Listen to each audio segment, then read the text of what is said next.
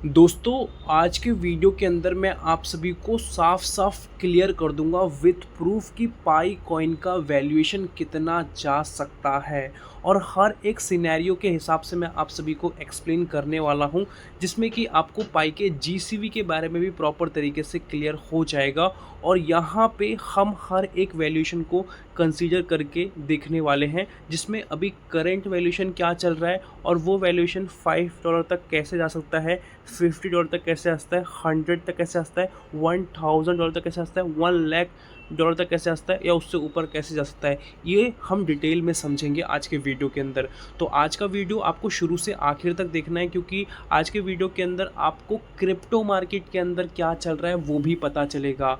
ये मेरी वीडियो बहुत ज़्यादा इन्फॉर्मेटिव होने वाली है। अगर आपने इसे देख लिया ना, तो आपका कुछ महीना मतलब 4-6 महीने का आपका जो फाइनेंशियल गोल है वो ऑटोमेटिकली क्लियर हो जाएगा कि आपको किस तरीके से सोचना है, किस तरीके से देखना है मार्केट को। तब आप सही तरीके से एक सही डायरेक्शन में चल पाओगे। जो मेरा ये वीडियो बनाने का कारण है वो प्रॉपर तरीके से आप सभी को इन्फॉर्मेशन देने का कारण है। जितने भी लोग इस वीडियो को खोले हैं, देख रहे हैं, अगर आप पाई के साथ जुड़े हुए हो या क्रिप्टो के साथ जुड़े हुए हो तो इस वीडियो को ज़रूर से देखना, क्योंकि कल का दिन तो पाई के लिए बहुत स्पेशल होने वाला है, 6 मई। तो अभी आप इसको देख के आपको बहुत सारी चीज़ें समझ में आ जाएगी। अब हम वीडियो को स्टार्ट करते हैं। एक रिक्वेस्ट करना चाहूँगा, चैनल को सब्सक्राइब कर लेना, नोटिफिकेशन बेल को ऑल पे ज़रूर से प्रेस कर देना, वीडियो को लाइक कर देना। डिस्क्रिप्शन में लिंक है टेलीग्राम ग्रुप का, आप जाके ज्वाइन करना। यहाँ पे आपके लिए एक प्रोजेक्ट शेयर किया गया है जिसका नाम है वॉइड नेटवर्क, और 3 हफ्ते बाद ये लॉन्च होने वाला है। तो अभी टाइम है आपको ज्वाइन करने को लेके, तो जाके ज्वाइन करें, लिमिटेड समय के लिए है। डिस्क्रिप्शन में लिंक है, पिन कर रखा है टेलीग्राम ग्रुप पे, आप जाके क्लिक करोगे आपको मिल जाएगा, ज्वाइन कर लेना। कुछ पूछना है कमेंट्स में पूछ लेना। अब हम वीडियो को स्टार्ट करते हैं। सबसे पहले अपडेट के अंदर हम बात करते हैं क्रिप्टो मार्केट के बारे में, समझते हैं क्या चल रहा है। वॉरेन बफेट ने अभी किस तरीके से मार्केट को बताया है और किस तरीके से मैक्सिमम लोग यहाँ पे देख रहे हैं। तो वॉरेन बफेट बोलते हैं कि अभी जो बहुत बड़े पावरफुल दिग्गज है ये फाइनेंस के, और इन्होंने क्रिप्टो की बहुत नॉलेज है और शेयर मार्केट वगैरह के भी इनकी बहुत नॉलेज है, क्योंकि आपको पता ही है इनका नाम आप सभी ने सुना ही होगा। इनके हिसाब से आजकल के जो निवेशक हैं ज़्यादातर वो स्पेकुलेशन के हिसाब से है, मतलब हवाई बातों को लेके अपने आप को आगे बढ़ाते हैं और आने वाले समय के अंदर उनको बहुत ज़्यादा लॉस होता है। जो लोग जल्दी पैसा कमाने के चक्कर में रहते हैं उनको सबसे ज़्यादा रिस्क देखना पड़ता है, क्योंकि वो लालच देखते हैं पर रियलिटी को समझते नहीं है, प्रैक्टिकल नॉलेज को समझते नहीं है। खासकर बिटकॉइन, मीम कॉइन्स और प्रेडिक्शन मार्केट से ज़्यादा स्पेकुलेटिव एक्टिविटी दिख रही है। अभी के टाइम पे मीम कॉइन्स बहुत वायरल हो रहे हैं। लोगों को लगता है कि आज मैंने ले लिया तो कल इसका तो प्राइस बहुत ही ऊपर चल जाएगा, बिल्कुल मेरी लाइफ ही चल जाएगी। बिटकॉइन के केस में भी ऐसे ही ले रहे हैं या मार्केट को इसी तरीके से समझ रहे हैं, मतलब कि ये एक तरीके से समुंदर है जहाँ पे आपको मिल ही जाने वाला है बहुत ज़्यादा अच्छा खासा एक फ्यूचर। ठीक है, समुंदर का मतलब मनी की बात कर रहा हूँ मैं यहाँ पे। ओके, ये ट्रेंड लंबे समय तक निवेश के लिए खतरनाक हो सकता है। मतलब अगर आप शॉर्ट टर्म के हिसाब से देखते हो ना, कोई न्यूज़ आपने देखी, कुछ भी देखा, आपको लगता है नहीं ये मेरे लिए रन करेगा, ठीक है, तो अगर आप शॉर्ट टर्म के हिसाब से देखते हो तो आपको यहाँ पे ना एक तरीके से उस टाइम पे अच्छा लगेगा, बट इंस्टेंटली कुछ टाइम बाद आपको पता चलेगा कि आपका जब लॉस होगा। बट अगर आप इसको लॉन्ग टर्म के हिसाब से सोचते हो ना, तो बिल्कुल बड़ी गलती कर रहे हो, क्योंकि चलेगा ही नहीं, ये गिर जाएगा। ठीक है, और उन्होंने साफ साफ लिखा है, जब लोग बिना समझे सिर्फ तेज़ी से पैसा कमाने के पीछे भागते हैं तो नुकसान तय होता है, ये लिख के ले लो। तो अभी के टाइम पे क्रिप्टो मार्केट के अंदर हाइप पे मत चलो, रिसर्च करो, पेशेंस रखो और स्ट्रैटेजी को समझो। उस तरीके से आपको आगे बढ़ना है, तभी आपका हो पाएगा। आई होप समझ में आया होगा। दूसरा अपडेट के अंदर यहाँ पे टॉप कंट्रीज़ आप देख पाओगे, गवर्नमेंट्स की यहाँ पे बात की जा रही है जिन्होंने सबसे ज़्यादा होल्डिंग्स ले रखी है। यूएसए के अंदर कितनी होल्डिंग्स है बिटकॉइन की वो आप देखोगे, 3,28,000 है। चाइना के अंदर 1,90,000 है। यूके और बाकी कंट्रीज़ का भी यहाँ पे हमें नाम देखने को मिलता है। टॉप 10 के अंदर कहीं पर भी हमें इंडिया अभी तक देखने को नहीं मिलता है। और ये जो डेटा लिया गया है बिटकॉइन ट्रेजरी से, ये डेटा बेसिकली लिया गया है। तो आप देख पाओगे कौन सी कंट्री कितनी एक्टिवेट है इसके अंदर, बिटकॉइन के अंदर ख़रीदने को लेके। और ये फुटेज आपको मेरे टेलीग्राम ग्रुप पे मिल जाएगा, जाके देख लेना। आप चलते हैं अगले अपडेट की तरफ। अगला अपडेट आ चुका है आरबीआई के थ्रू, और आरबीआई के आप देख पाओगे फुटेज यहाँ पे प्रॉपर तरीके से मैंने लगा रखी है। ठीक है, ये कौन पर्सन है, क्या है, इनके बारे में भी आप सभी को मैं अब थोड़ा एक्सप्लेन करता हूँ। आरबीआई की नई चाल, क्रिप्टो इन्वेस्टर्स को क्यों सतर्क रहना चाहिए। रिजर्व बैंक ऑफ इंडिया अब चाहता है कि दुनिया भर में सिंगापुर, लंदन, दुबई जैसे फाइनेंशियल हब्स होने वाले ऑफशोर आईएनआर डेरिवेटिव ट्रेड्स की पूरी रिपोर्टिंग हो। तो आप देख पाओगे इंडिया चाहता है कि जो उसका आईएनआर है उसकी वैल्यू को वो कैसे बरकरार करके रखेंगे या कैसे एक सेफली आगे बढ़ेंगे, उसकी बात की जा रही है। जो यहाँ पे जो हब है, फाइनेंस हब है, सिंगापुर, लंदन, दुबई में ही हमें देखने को मिलते हैं। ये सिर्फ फॉरेक्स की बात नहीं है, असली गेम कंट्रोल प्लस विजिबिलिटी का है, जिसमें कि प्रॉपर निगरानी रखी जाएगी। क्या हुआ था मार्च 2026 में? रुपए गिर रहा है, आपको पता है 94 95 तक आ चुका है। ऑफशोर एनडीएफ मार्केट में ट्रेड्स ने आईएनआर के खिलाफ दांव लगाया। ये ट्रेड्स आरबीआई की डायरेक्ट निगरानी से बाहर थे। क्रिप्टो से इसका कनेक्शन क्या है? स्टेबल कॉइन जैसे तेथर भी सिमिलर काम करते हैं। जब आप आईएनआर से P2P यूपीआई के जरिए यूएसडीटी खरीदते हो तो बेसिकली आईएनआर से आप यूएसडीटी बाय करते हो, ये कन्वर्जन होता है। तो आप देख पाओगे ना, यूएसडीटी स्ट्रांग होता जा रहा है बट आईएनआर कहीं ना कहीं आपका वीक होता जा रहा है। पहले आप 80 रुपीज़ में लेते थे 1 यूएसडी, अब 94 में लेते हो। तो आपको यहाँ पे समझ में आ रहा है। तो यही वो ब्लाइंड स्पॉट है जिसे आरबीआई ख़त्म करना चाहती है। आगे क्या आने वाला है? 2027 में क्रिप्टो एसेट रिपोर्टिंग फ्रेमवर्क जिसको CARF लागू होगा, इसकी बात की जाए 2027 में हो जाएगा, ठीक है। तो इसका यहाँ पे बात मैं बता चुका हूँ। इसका मतलब क्या होगा कि क्रिप्टो जो ट्रांजैक्शन होगी उसको ट्रैक किया जाएगा, इंटरनेशनल डेटा शेयरिंग होगा, क्रिप्टो फ्लो भी फॉरेक्स की तरह मॉनिटर होगा। जैसे फॉरेक्स सेफ देखने को मिलता है ना, वैसे ही क्रिप्टो भी आपको देखने को मिलेगा। और यहाँ पे मैं एकदम रियलिटी चेक की बात करता हूँ, रियलिटी बताता हूँ, कोई भी हाइप नहीं होगी। सरकार क्रिप्टो को बैन नहीं कर सकती लेकिन इनविजिबल भी नहीं कर सकती, समझ रहे हो? मतलब यहाँ पे निगरानी तो रखेगी ही। P2P और इन्फॉर्मेशनल रास्ते धीरे धीरे टाइटन होंगे। फ्यूचर में हर ट्रांजैक्शन ट्रेसेबल होगी, मतलब जितनी ट्रांजैक्शन यहाँ पे होगी सारा कुछ निगरानी में होगा। अगर आप क्रिप्टो में हो तो शॉर्टकट से बचो, प्रॉपर कंप्लायंस और ट्रांसपेरेंसी पर ध्यान दो, लॉन्ग टर्म सोच के चलो। सिर्फ लूप होल्स और डिपेंड मत रहो कि छोटा मोटा आपने देख लिया, न्यूज़ पढ़ ली कि हाँ नहीं होने वाला है, ऐसे मत रहो। ये शिफ्ट छोटा नहीं है, ये पूरे सिस्टम को रेगुलेट डायरेक्शन में ले जाएगा। ये जो हो रहा है ना, इसको भी आपको समझना पड़ेगा किस तरीके से चल रहा है। तो मेरा कहने का मतलब ये है कि जो मैं आपको वीडियो में बता रहा हूँ इसको आप ध्यान समझें कि इंडिया में क्या चल रहा है, फॉरेन कंट्री में क्या चल रहा है और किस तरीके से लोग आगे बढ़ रहे हैं, और बड़े बड़े इन्वेस्टर्स किस तरीके से अपने आप को देखते हैं, किस तरीके से उनकी फाइनेंशियल प्लानिंग्स होती है, उस तरीके से आपको समझना है। और अब आपको मैं क्लैरिटी एक्ट के बारे में बताने जा रहा हूँ, इसके बाद मैं आपको पाई के बारे में प्रॉपर क्लियर कर दूंगा, प्रॉपर। तो वीडियो में बने रहना, वीडियो लंबी होगी बट आपको मैं इन्फॉर्मेशन ज़रूर से प्रॉपर देने वाला हूँ। और वीडियो के ख़त्म होने के बाद आप ज़रूर से एक अच्छा कमेंट करना या बेकार कमेंट करना, जो भी आपको इस वीडियो में देखने को मिला, ओके। तो अब हम समझते हैं क्लैरिटी एक्ट के बारे में।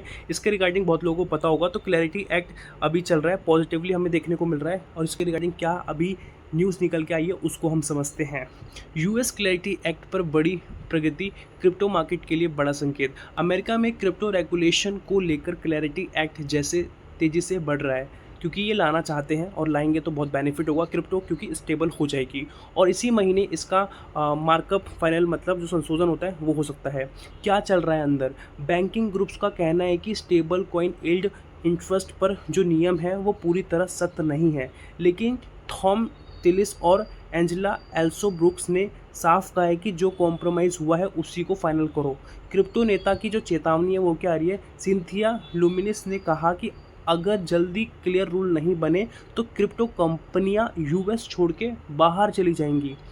टिम स्कॉट के मुताबिक क्या है, सेनेट में कॉन्सेंसस बन रहा है और मई में बिपार्टिसन अप्रूव होने का गोल है इनका। मार्केट सेंटीमेंट को समझे तो पॉलीमास्टर के अनुसार 70% चांस है कि डोनाल्ड ट्रंप इस साल क्लैरिटी एक्ट को कानून बना सकते हैं। पाई नेटवर्क के लिए क्या है, अब हम इसको समझते हैं। आपको मैं जितना बता रहा हूँ आपको समझ में आ रहा होगा, आई होप। अब हम पाई नेटवर्क की तरफ आ चुके हैं, अब हम समझेंगे पूरा गेम पाई का। क्लियर रेगुलेशन आने से क्रिप्टो इकोसिस्टम लेजिट और स्टेबल होगा, इंस्टीट्यूशन अडॉप्शन बढ़ेगा। पाई नेटवर्क जैसे प्रोजेक्ट को फ्यूचर में ग्लोबल कंप्लायंस में आसानी हो सकती है। बॉटम को समझते हैं कि सीधी बात क्या है। क्रिप्टो अब ग्रे जोन से निकलकर रेगुलेटेड फेज में आएगा। समझ में आ रहा है जो मैं बोल रहा हूँ? शॉर्ट टर्म में रूल्स सख्त लगेंगे और लॉन्ग टर्म के हिसाब से आपको ये ट्रस्ट वर्दी लगेंगे। और शॉर्ट टर्म सोचोगे क्या फालतू चीज़ें बनाई जा रही है यार, इससे तो हमें नुकसान लग रहा है, इससे तो हमें समझ ही नहीं आ रहा, बट लॉन्ग टर्म के हिसाब से आपको यहाँ पे बेनिफिट मिलेगा, यहाँ पे बताया जा रहा है। अगर आप पाई या क्रिप्टो में हो तो ये मोमेंट को इग्नोर मत करो, इस इंडस्ट्री को समझो और टर्निंग पॉइंट जो है उसको आपको समझना ही पड़ेगा, किस तरीके से मार्केट चल रही है। ओके। अब हम थोड़ा इसी को थोड़ा डिटेल में समझाने की मैं आप सभी को कोशिश करता हूँ, ठीक है। तो यहाँ पे एक आपको वैल्यू देखने को मिलती है जो कि पाई की सप्लाई है, वो आप स्क्रीन पे देख पाओगे। सर्कुलेटिंग कितना है, लॉग कितना है, वो आप स्क्रीन पे देख पाओगे। अब हम इसी को थोड़ा समझते हैं। पाई नेटवर्क की असली game supply versus utility demand. Pi network में जो आप देख रहे हो ना, वही कोड इकोनॉमी है और यही लोग सबसे बड़ी गलती करते हैं। सिनेरियो 1 जो कि खतरे वाला होता है, 1 बिलियन पाई अनलॉक होता है, लोग उसे सीधे एक्सचेंज पर बेचते हैं। यूज़ केस क्या है, डिमांड नहीं है, ठीक है। यूज़ केस है नहीं तो डिमांड ही नहीं होगी, सिंपल सी बात है। रिजल्ट, प्राइस डंप होगा क्योंकि सप्लाई बहुत ज़्यादा कर दी है, डिमांड है ही नहीं, प्राइस तो ऑटोमेटिकली गिरेगा। दूसरा सिनेरियो क्या होगा, स्ट्रॉन्ग वाला, जिसमें क्या होगा, 1 बिलियन पाई अनलॉक होता है लेकिन 2 बिलियन पाई डिसेंट्रलाइज ऐप्स का और कॉमर्स का और एड्स में यूज़ हो रहा है। आप समझ पा रहे हो किस तरीके से हो रहा है, क्या हो रहा है। रिजल्ट क्या होगा कि प्राइस स्टेबल या ग्रो कर सकता है क्योंकि डिमांड ज़्यादा है, सप्लाई लिमिटेड है, तो प्राइस ऑटोमेटिकली बढ़ जाएगा। इसको समझते हैं। प्राइस बराबर है सिर्फ सप्लाई से तय नहीं होता, रियल यूसेज यूटिलिटी ही असली ड्राइवर है, यही बताती है। अगर पाई सिर्फ होल्ड और सेल कॉइन बन गया तो गिरावट तय है। अगर पाई यूज़ और स्पेंड इकोनॉमी बना तो ग्रोथ पॉसिबल है। रियलिटी की बात करें तो अभी पाई का बिगेस्ट रिस्क यही है, एक्सचेंज से ज़्यादा हाइप है, रियल वर्ल्ड एडॉप्शन अभी लिमिटेड है। जब तक लोग पाई को खरीदने बेचने से आगे नहीं आएंगे, मतलब इस चीज़ में नहीं घुसेंगे, तब तक इसका एक्चुअल पोटेंशियल नहीं देखने को मिलेगा। इसका यूज़ केस कैसे बढ़ेगा, एप्लीकेशंस के अंदर, सर्विसेज के अंदर, पेमेंट्स के अंदर, तभी एक अच्छा वैल्यूएशन हमें देखने को मिलेगा, ठीक है। ओके, अब हम आखिरी चीज़ समझे तो यहाँ पे जो एक चीज़ बताई जा रही है, अनलॉक खुद प्रॉब्लम नहीं है, डिमांड की कमी प्रॉब्लम है। स्मार्ट इन्वेस्टर क्या देखते हैं, एक्टिव यूजर्स देखते हैं, ट्रांजैक्शन देखते हैं, रियल ऐप्स को देखते हैं, ना कि सिर्फ कितना अनलॉक हुआ है ये नहीं देखते वो लोग, ठीक है। तो ये चीज़ आपकी हो चुकी है। अब मैं आप सभी को पाई के वैल्यूएशन के बारे में क्लियर करने जा रहा हूँ। कोर फॉर्मूला जिसमें हम सिंपल भाषा में समझेंगे, प्राइस, ठीक है। इसमें डिमांड आता है और सर्कुलेशन सप्लाई आता है। डिमांड, लोग कितना यूज़ कर रहे हैं, बाय कर रहे हैं, होल्ड कर रहे हैं, समझ में आ गया। सप्लाई, मार्केट में कितनी अवेलेबल है पाई। अगर डिमांड ज़्यादा है तो सप्लाई लिमिटेड होगी तो प्राइस बढ़ेगा। अगर सप्लाई ज़्यादा है, डिमांड सिंपल सी बात है ऑटोमेटिकली कम हो जाएगी क्योंकि सप्लाई ज़्यादा ही है, कुछ ज़्यादा क्वांटिटी मिल रही है तो उसकी डिमांड होगी क्यों। हर 4 कदम बढ़ाओ आपको सामान मिल रहा है तो क्यों उसकी डिमांड होगी। अगर आप एक ऐसी शॉप देखते हो कि वो सिर्फ एक ही है या वो भी ख़त्म हो रही है, धीरे धीरे कम हो रही है, तो वहाँ पे डिमांड बहुत बढ़ेगी कि हमें चाहिए, हमें चाहिए। तो ये सिचुएशन है, ये सिंपली इकोनॉमी है, आपको आई होप समझ में आ रही होगी। पाई नेटवर्क पर लागू करें, दूसरा वाला। पाई नेटवर्क अभी ट्रांजिशन फेस में है, माइनिंग यूटिलिटी। मान लेते हैं हाइपोथेटिकल नंबर, यहाँ पे कुछ हाइपोथेटिकल नंबर एज्यूम किए जा रहे हैं, इसी के हिसाब से आप देखोगे क्या वैल्यूएशन होने वाला है। केस 1, जब इकोसिस्टम वीक होगा, सर्कुलेटिंग सप्लाई 5 बिलियन है, daily active users, real spenders बहुत कम होते हैं, तो ट्रांजेक्शन लो हो जाएगा क्योंकि एक्टिव नहीं है यूजर्स।